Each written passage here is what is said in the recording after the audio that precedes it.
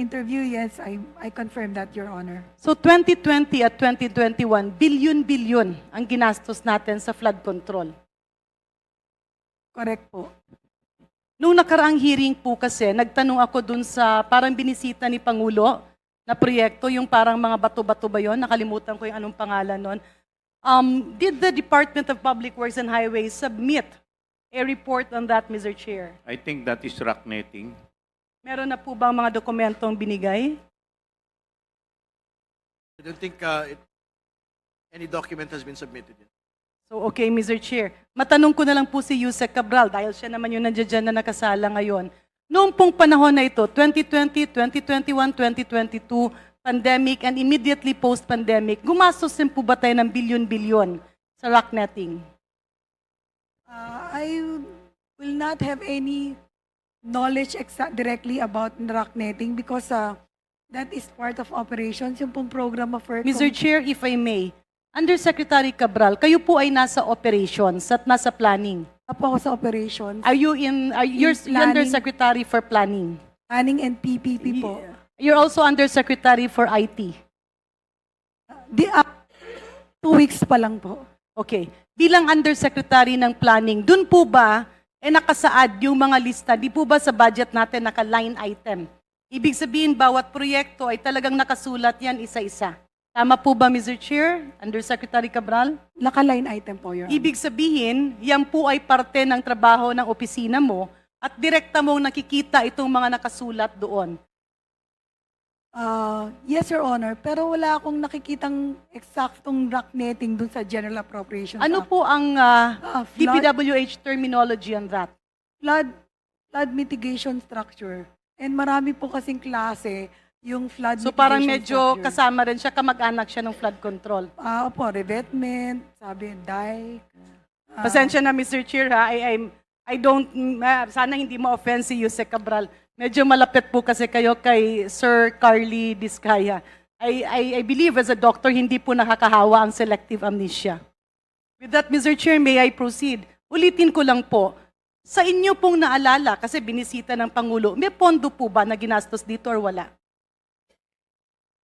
He will tao ng eksaktong project so that we can get in the office those details, Your Honor, Mr. Chair. So again, Mr. Chair, may I reiterate my request during the previous hearing for these documents. May I ask a personal opinion of Undersecretary Cabral, having been in government for long?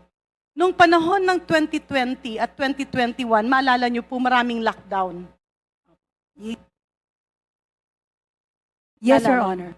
Okay. Yung bang ginastos natin ng ilang bilyon sa 2020 and 2021 and 2022 on flood control and mga bato-bato, yung po ba inutang o hindi?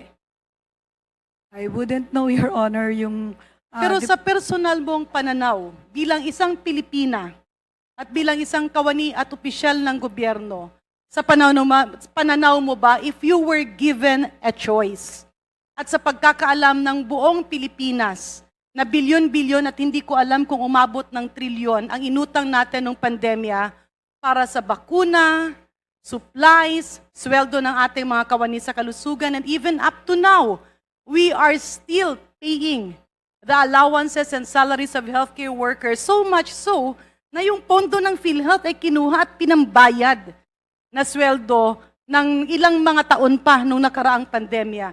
So my question, Mr. Chair, sa personal niyo pong pananaw, if you were the decision maker, Yusek Tati Cabral, sa pananaw mo ba, mas maiging ginastos ito sa pandemya at hindi na tayo nangutang kesa na nangutang pa tayo para sa kalusugan, pero yung pondo ng gobyerno na bilyon-bilyon ay ginastos sa flood control? You asked for my personal opinion Yes, and I Madam. would say yes. Maraming salamat po. And let me go back, Mr. Chair, kasi kanina nga, nagkaroon ng maraming katanungan kay Mr.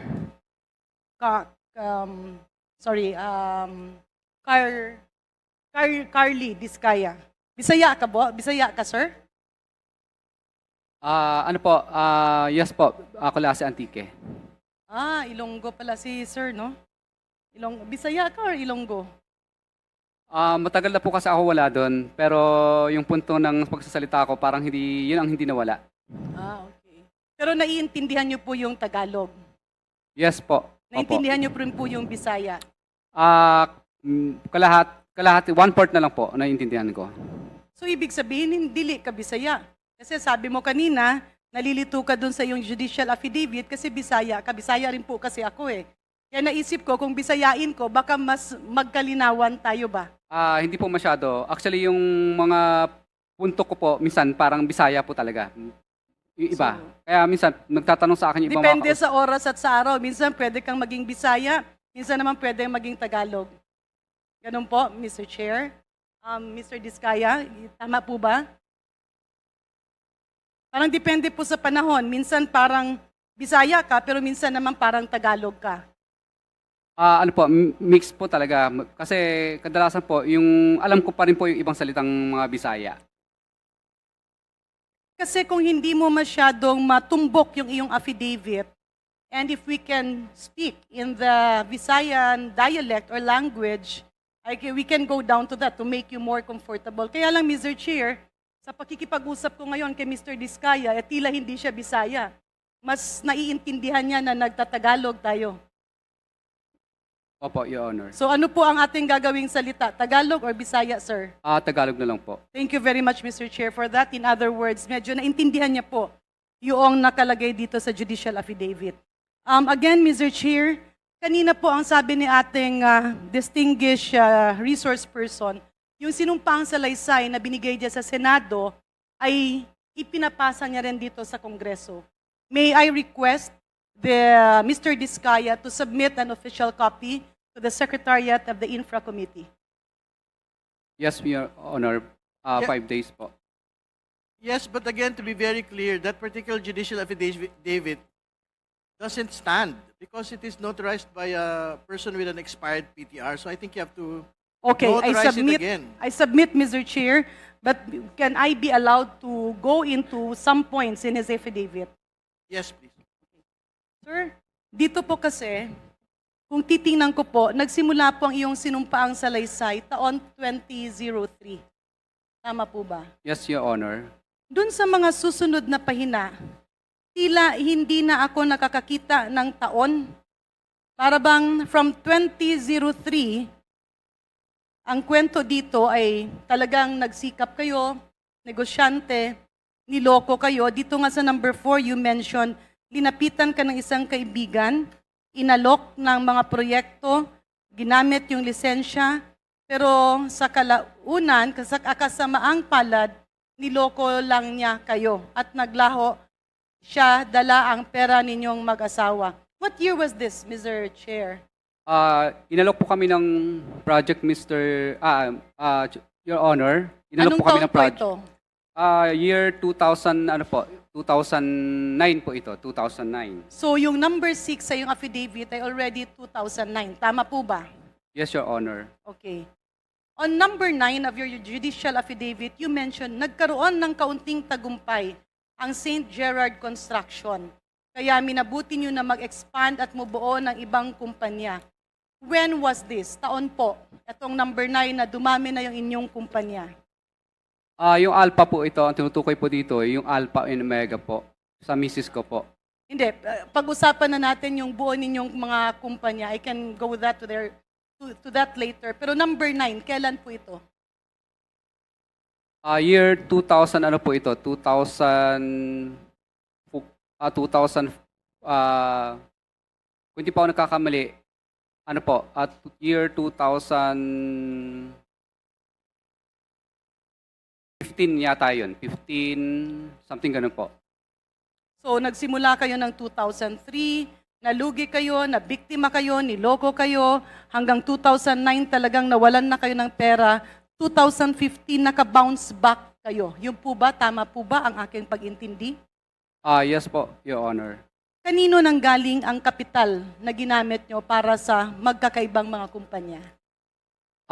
Galing po, nangutang lang po ako sa biyanan ko at saka sa bangko po. Mga magkano po ang inutang nyo para itatag yung mga ito? Your Honor, iti-check ko lang po sa data namin. Any estimate, sir?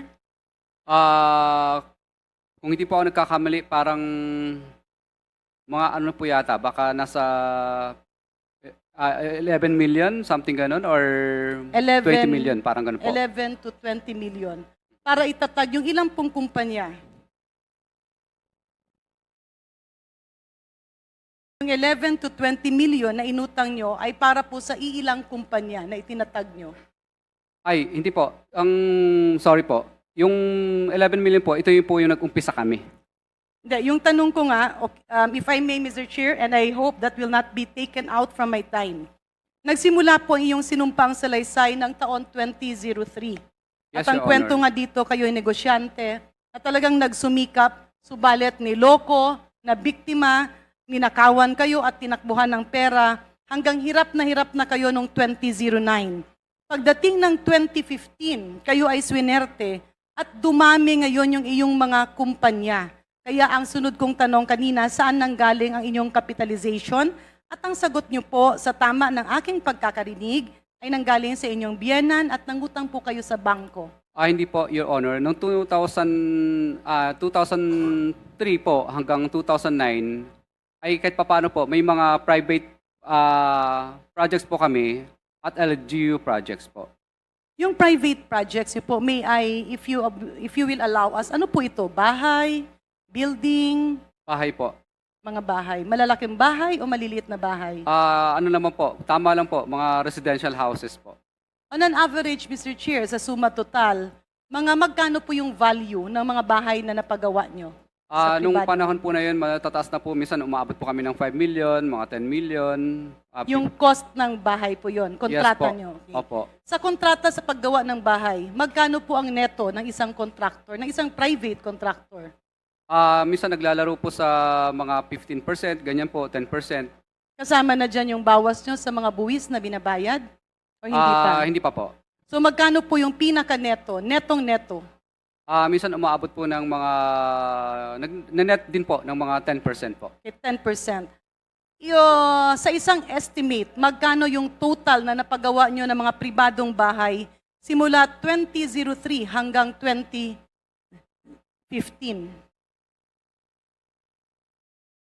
Marami-rami din po. Wala pa akong data sa ngayon kasi matagal na po Aabot masyado. ba siya ng 100 million? Parang ganun po.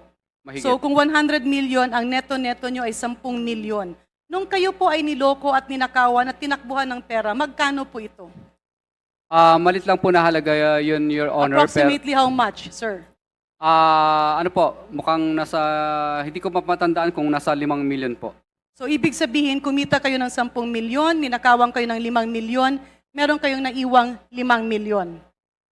Hindi po, kasi accumulated po yung iba't iba. Yearly po kasi ang ano namin, yearly. Yung binanggit ko po is yearly po yan, yearly. Precisely, yung span na yon.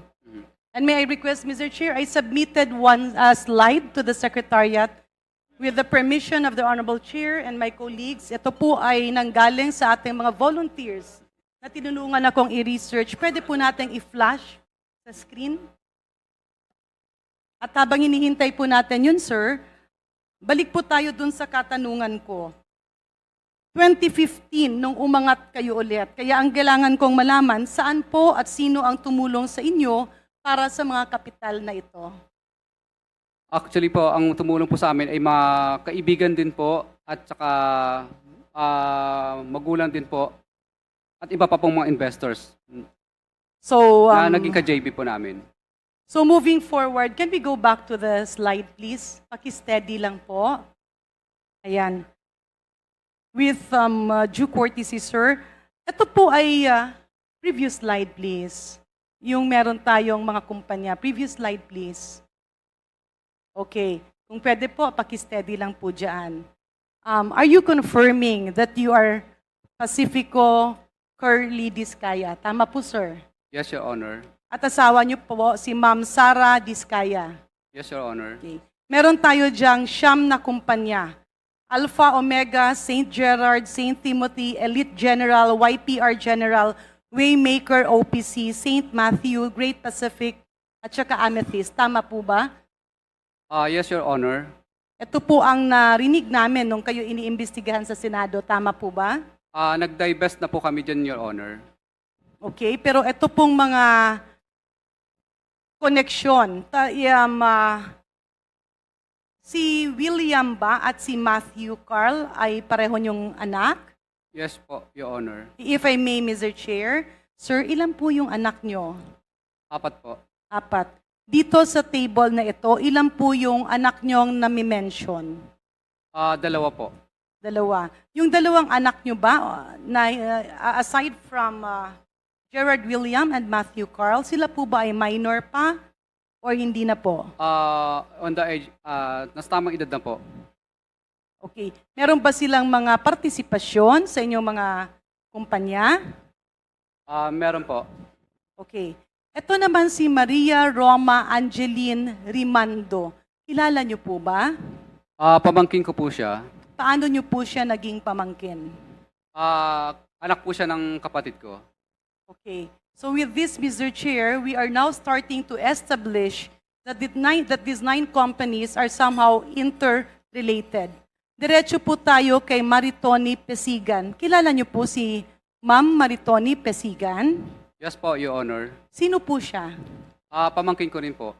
Pamangkin niyo rin. How about si Florentino Pesigan Jr.? Pamangkin ko rin po. At nakikita na sa kumpanya ni Florentino Pesigan Jr., andiyan rin po kayo ni Ma'am Sara bilang may-ari, treasurer, director, owner. Tama po ba? Dati po, pero nag-divest na po kami. Okay. Dito naman kay Joey Christopher Pesigan Jr. Sino po ito? Your Honor, paulit lang po. Joey Christopher Pesigan Jr. Pamangkin ko rin po. Pamangkin nyo rin. At alam ko, ang sasabihin nyo is nag-divest na rin ulit kayo.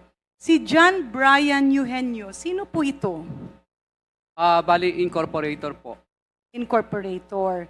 Related po ba sa inyo o nagtatrabaho o kapitalista nyo? Ano po namin, kasamahan po namin sa, ano po, bali, ano po namin, Dating kaibigan po, empleyado kaibigan. pero gumanda ang buhay at naging kasosyo, ganun po ba?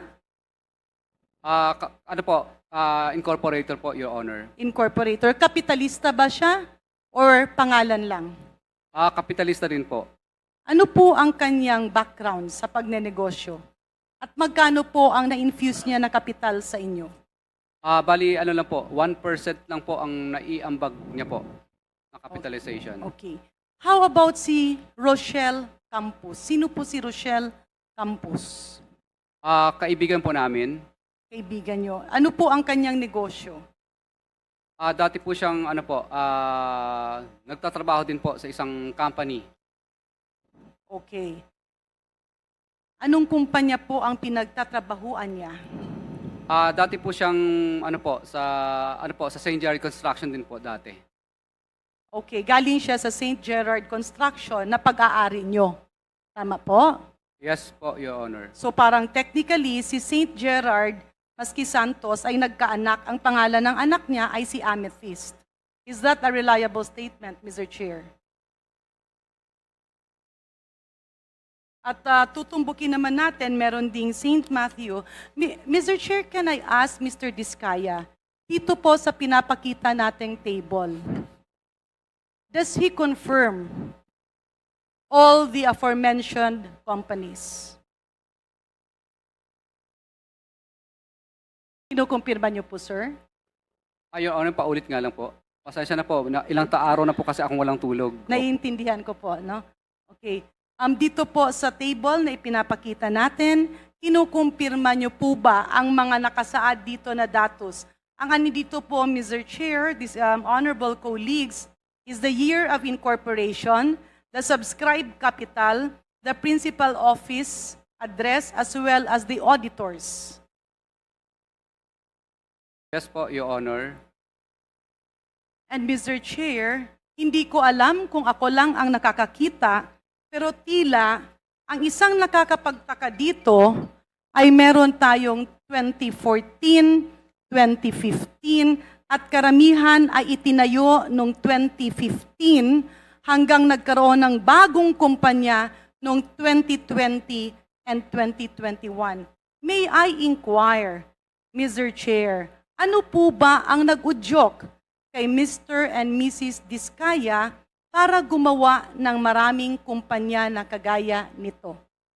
At dun sa mga specific na taon na atin pong nasabi, specifically 2015, 2020, and 2021. Kasi kung tingnan po natin dito, ang year of incorporation ng Alpha and Omega is 2014, at saka ang St. Timothy.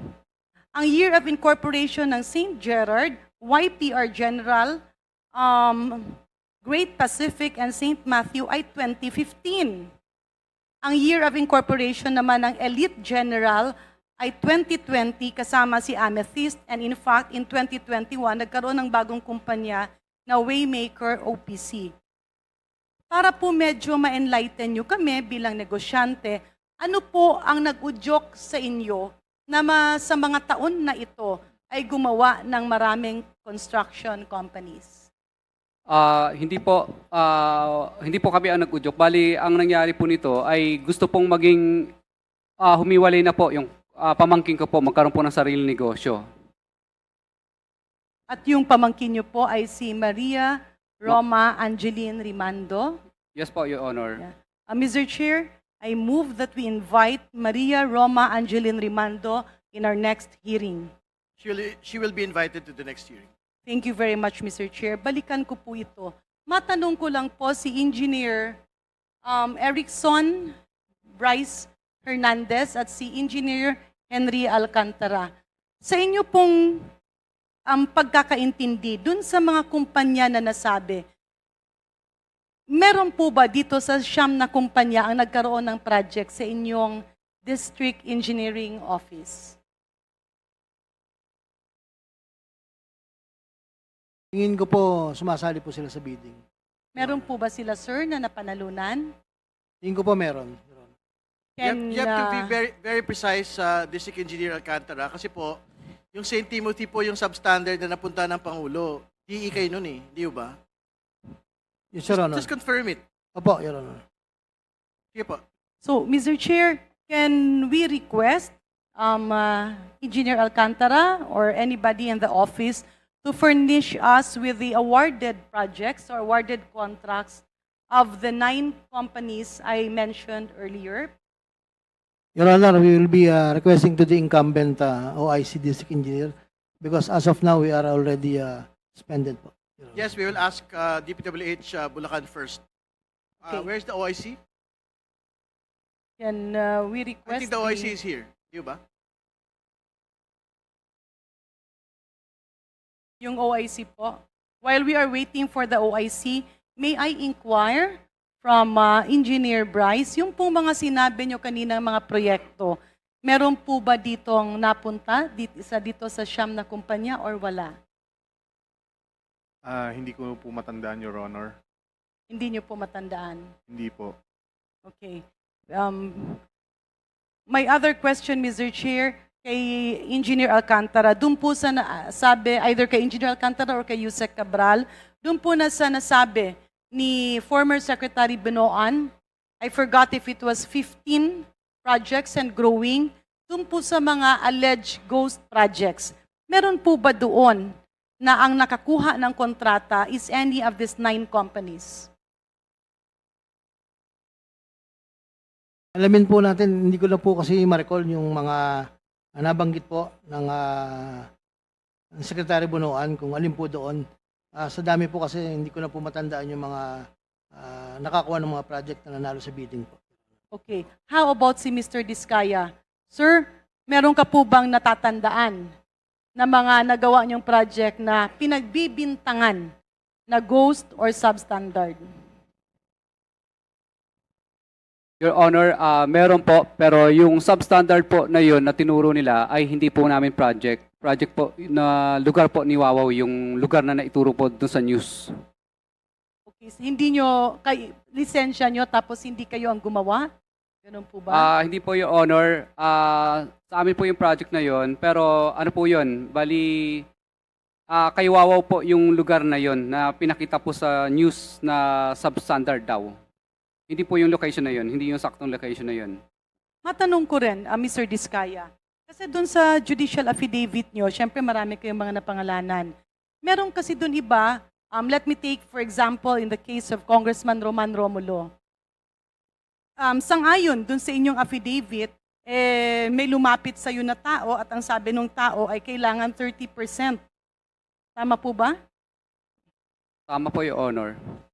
Sino po yung tao na yon na lumapit sa iyo? Si D.E. Aris po. District engineer siya. Yes po, Your Honor. Hindi ba pagkaganyan, hindi ba na tinatanong nyo yung opisina? Or baka meron kayong kakilala para po ma-confirm kung totoo ba na yun ay instruction talaga at direktiba ni Congressman Roman Romulo? Bali, sinabi po kasi ni D.E. Aris na para doon po yon yung hinihingi. Ano po ang nag-udyok sa inyo para maniwala? Bali, ano po, common ano po yun, common knowledge po doon sa lugar na yon. Common knowledge na alin po? Na kailangan po talaga magbigay po. At yung sekretary po niya ang kumukuha. Hindi po kaya yan na kwento lang ng DE? The reason why I'm asking, Mr. Chair, kasi pasensya na po kayo, we would really like to believe your judicial affidavit, pero it's a public knowledge na medyo kontrapartido kayo ni Congressman Romulo. So parang hindi namin maiugnay na magkakaroon ng transaksyon ang isang tao na politically kalaban niya. Di ba parang ang hirap itugma? Hindi po. Bali, nilabanan po kasi namin yung mga project, kaya kinausap na lang po kami ni D.E. Aris. Pero hindi nyo nakaharap si Congressman Romulo. Hindi po. Sabi lang po niya ay, pondo po ito ni Kong Roman. Okay. Moving forward, meron din kasi ikaw mga ibang allegation na hindi nyo naharap yung opisyal. Paano nyo bini-verify? Kasi may mga sinasabi ka, may nag-name drop sa mga malalaking tao, may nag-name drop sa ganito. Hindi po ba na baka mamaya may nag-udyok sa'yo na papuntahin sa ganoon ang iyong affidavit para ikaw ay maengganyo at magkaroon ng rason na i-consider na state witness? Yes, Janet, please wrap up, please. Hindi po kami pinahihirapan sa project. Alam po namin pag nakarating, ibig sabihin po, hindi po kami pinahihirapan, hindi po namin mutual Mr. terminate Chair, ang let me project. rephrase my question. Ang tanong ko po kasi, doon po sa kanyang judicial affidavit, dahil kailangan makita kung mapapaniwalaan ba o hindi, meron po siyang mga pinapangalanan na sabi ni ganito, sabi ni ganon. Ang tanong ko po, hindi kaya na merong nag-udyok sa'yo para isalba mo ang sarili mo at mga kumpanya at pamilya mo, kaya minarapat mo na sabihin yung mga ganun na sistema para ikaw ay makapag-apply bilang isang state witness? Hindi po, Your Honor. Ang dahilan po ng state witness mo ay dahil po sa natatakot po kami, nilulusob po kami araw-araw ng mga iba't ibang grupo po sa aming bahay. Walang kumausap sa'yo? Wala pong kumausap. Wala ring nag-engganyo sa'yo, sa iyong kamag-anak o sa iyong abogado? Bali po, ang misis ko po ang nag-inganyo sa akin. Ayaw ko nga po dahil natatakot po kami sa aming buhay. Pero Sino basta po ang nakausap ni misis nyo? wala po nakausap ang misis ko. Bali, gusto lang po niya ng katahimikan. Kaya po siya ang nag-encourage sa akin dahil sa simbahan po, pinag-uusapan po kami ng mga pare sa misa at homily. Yung payong po. Tapos galit na galit po sa amin ng mga tao. Kaya po, ang nangyari po nito ay... Sa pananaw nyo ba, Mr. Diskaya, kapag ikaw, hindi kaya na napilitan ikaw magtestigo sa Senado para magkaroon ng tsansa na maging state witness at iniisip mo na baka yan ang maging solusyon sa malaking problema nyo ngayon? hindi po, Your Honor. Hindi po, Your Honor. Okay. Mr. Chair, I have my last slide. Can we request the Secretariat to flash that slide? Please Ando doon na po flash siya. slide, Secretariat.